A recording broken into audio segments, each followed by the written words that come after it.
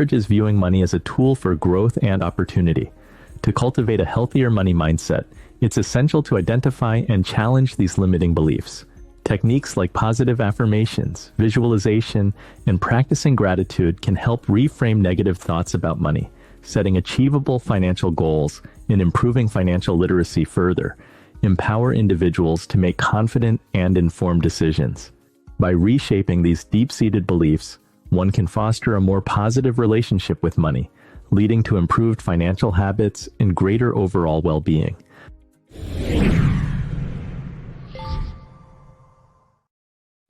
Maggie, you use a money script thought ladder exercise with your clients. How does that work?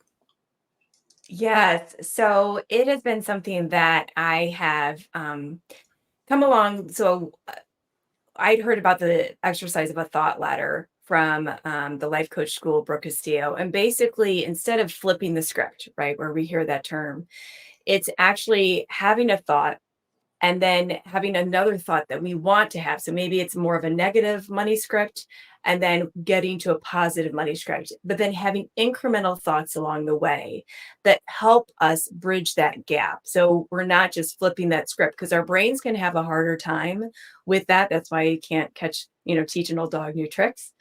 So like one example, maybe, so the Klontz money script inventory assessment, there are loads of money scripts in there. And Dr. Brad Klontz and Ted Klontz, they coined the term money scripts. One of the money scripts are things would get better if I had more money. Very common. I think a lot of us may think that. And then maybe you don't want to have that thought anymore.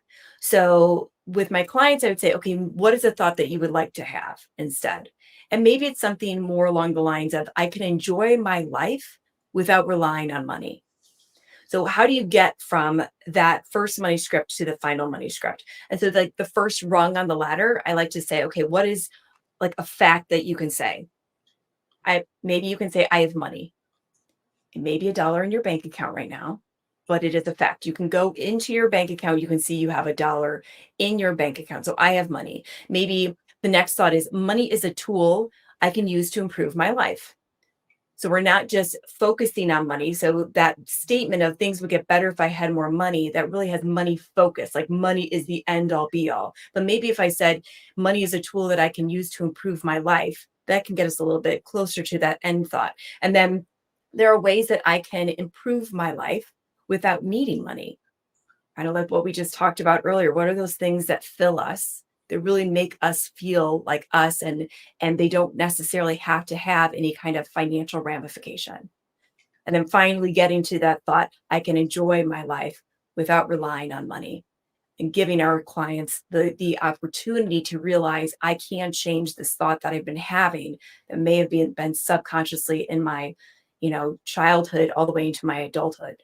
So that's one way that I do really like to work with my clients on, just kind of changing their thoughts and giving them that mind shift change. Bob, you have thoughts on limiting money beliefs and shifting a script? Yeah, I think that's really critical for all of us. I'm going to avoid my own story and talk about a professional coach that I coached who worked with ultra wealthy people. And that was them. And he was a very strong saving person who didn't make that much and didn't spend that much. And his identity did not allow him a lifestyle like theirs. He was envious of them.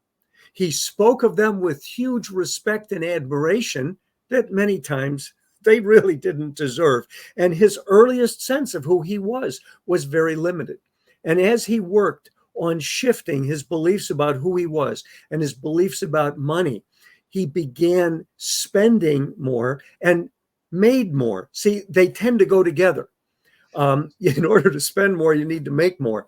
And he became increasingly affluent and shifted dramatically so many aspects of his life. It isn't funny. And to see him begin traveling internationally, spending money, and all the things that his wealthy clients did, it made him realize he had become wealthy, which was very hard for him to understand. How do you start making that shift? Is it little things? Well, looking at your limiting beliefs, his father was the CFO for a very big global nonprofit, and prided himself on his pernicious money habits, and was brutal with the entire family about spending money. So his fear of spending money was huge, but it was also the same fear about expressing himself more and making more money. So as he looked at his beliefs as they were encoded unconsciously, not only with his father, but with his mother, who was totally dependent on his father financially, he began to ask deeper questions, and he began to experiment, and he began to challenge. It's the assignment way of living. We must learn to deploy neuroplasticity. We all know that it's possible now, but it takes thousands of repetitions to truly change something like that. So he worked week in and week out on new expanding beliefs about who he was in conversation and everything he did with people, which included money. It wasn't just the money that he needed to transform. It's his sense of who he was. He needed to expand dramatically. Megan, how do you address a scarcity mindset in financial therapy?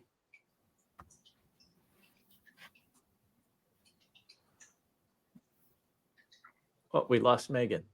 So I'll go to Judith. Okay. Judith, can you talk about like maybe some practical exercises that can help shift deep-seated money beliefs from scarcity to abundance?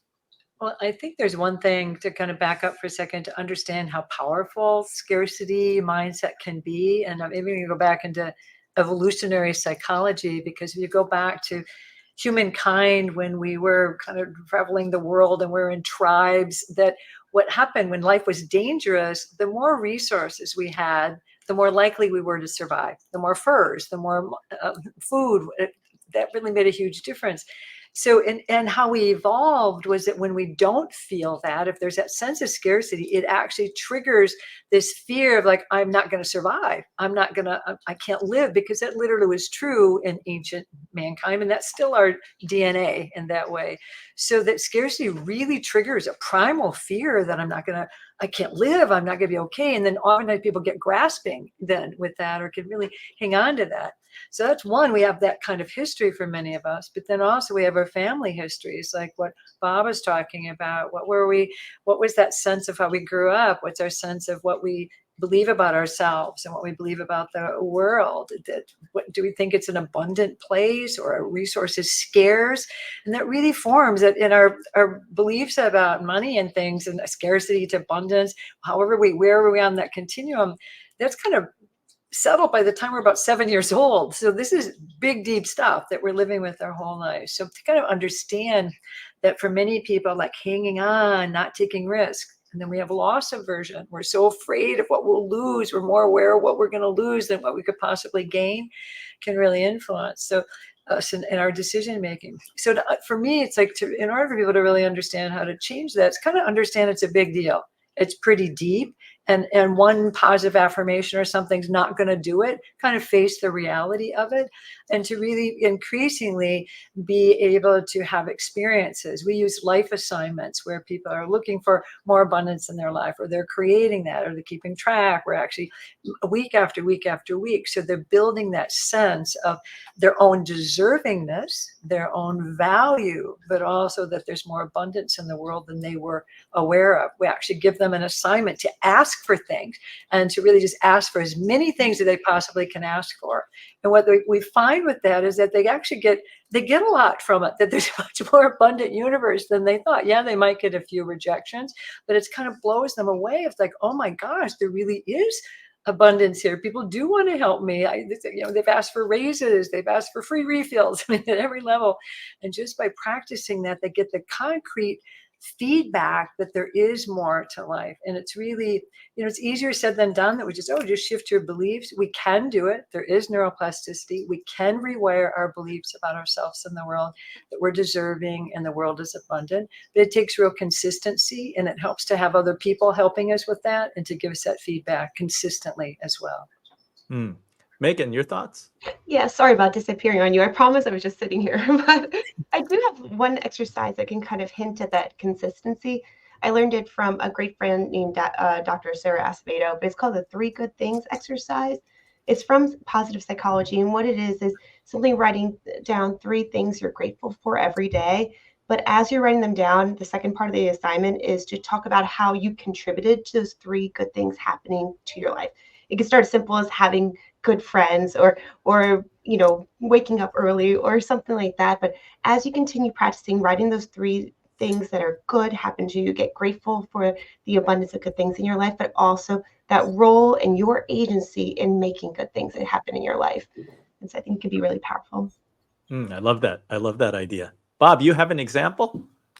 Well, so if we look around growing up, my dad's older brother built a house to deposit his wife, and he was fabulously wealthy. And so our family belief was it's either about money or relationship. And that's one that Judith and I have had to work on a great deal. When I set rates, there's just about everything I do. I do a gut check on what I'm doing. And Judith is forever pushing me to a value that I have a hard time holding myself. I love that the husband and wife, we can see Judith smiling as he's telling the story.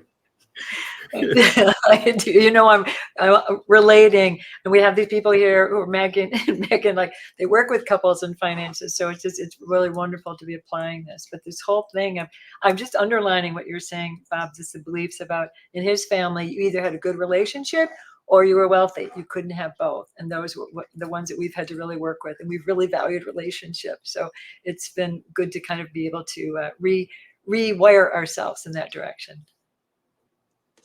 It's great to rewire together. Oh, amen. Thankfully. With that, let's go to segment 4.